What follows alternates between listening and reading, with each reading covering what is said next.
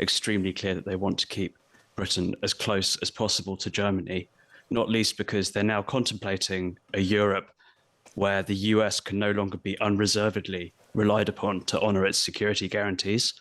And therefore, they need some kind of nuclear deterrent to be absolutely sure of preserving Europe's safety. And if you look at the nuclear powers in Britain, there is France, which has a very national command structure for its nuclear arsenal. And then there is Britain.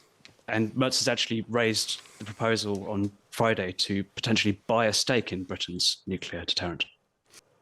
Joining us now is Tanit Koch. She's a columnist for the New European, previously editor-in-chief of the German publication Bild, and director of communications for the Christian Democrat Union. We're also joined by Oliver Moody, the Berlin correspondent for The Times. Good afternoon to you both. Hi, Alan. Good afternoon. Tanit Koch, could I ask you first of all, is the big story of this German election going to be that Alternative for Deutschland is still out in the cold? I don't think that's the big story. It is, of course, an issue that they probably double in the polls compared to the last election in 2021. But nobody's really expecting them to join the government, so the firewall holds. The much bigger question is, how will a new government, which will be most probably led by Friedrich Merz, by the centre-right, really deliver on the promise to have a basic turnaround in economic policy and migration policy? And what sort of a leader is Friedrich Merz? Would he be very different from Merkel and Stolz? Well, he should definitely be different from Merkel. He's basically the person to demerkelize the Christian Democrats, who has demerkelized them. He left politics because of Angela Merkel, because they didn't get along. So he's we'd consider a classic German conservative. That's a Christian Democrat. He's had his experience in the private sector. He's definitely, when it comes to communication, he's more outspoken than Olaf Scholz. But some people said that's actually his biggest flaw, that he at times can be his biggest enemy, because impulse control is not necessarily his strong suit. However, he has had a rather disciplined, very short electoral campaign without any massive blunders or massive mistakes. But the big question is, whom is he going to form a coalition with? Because much as the CDU will probably be the strongest party as of tonight, they will not be able to form a government on their own, and their coalition partner will be either a left-wing or two left-wing parties, if not the Liberals make it into Parliament. Oliver Moody, Stolz and Sir Keir Starmer seem to have got on quite well. What do you think the relationship would be like between a Merz-led government and a Labour government here? I actually think that however difficult Merz and Starmer might find it personally, there is a very strong case for an alignment of interests. And Merz and the CDU have repeatedly made it extremely clear that they want to keep Britain as close as possible to Germany, not least because they're now contemplating a Europe where the US can no longer be unreservedly relied upon to honour its security guarantees. And therefore, they need some kind of nuclear deterrent to be absolutely sure of preserving Europe's safety. And if you look at the nuclear powers in Britain, there is France, which has a very national command structure for its nuclear arsenal. And then there is Britain.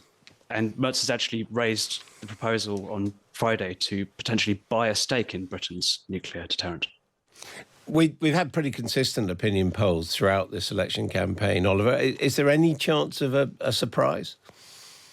It's really strange, right? I mean, if you think back to the last election, which Tanit was quite heavily involved in, it was a very dramatic and exciting and close race that was accompanied by some pretty kind of conventional politics. Whereas this time we have the opposite. The stakes couldn't possibly be higher. The geopolitical, economic and domestic drama is enormous. And yet the polls have been astoundingly stable for the past 14 months, really.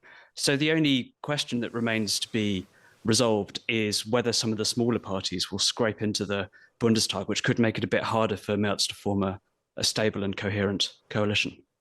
Do you think it's remotely credible that we could have a blue-green coalition with the Green Party, which, has been in the previous government and played in the past quite a significant role staying in government?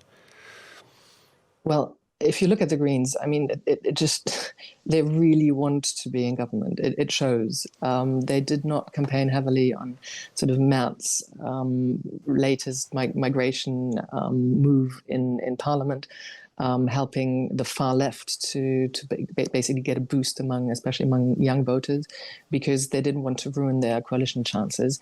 On the other hand, the Bavarian sister party, CSU, of the Christian Democrats had made it absolutely clear that they will not want, absolutely do not want to form a government with the Greens. They might have to step back on that, very much depending on tonight's results. It's very, as Oliver just said, it very much depends on how many parties actually enter government. Enter Parliament. And what do you reckon? Who's going to make it? Because it's a 5% hurdle, isn't it? Exactly. It's a 5% threshold. I don't know. It will be completely speculative.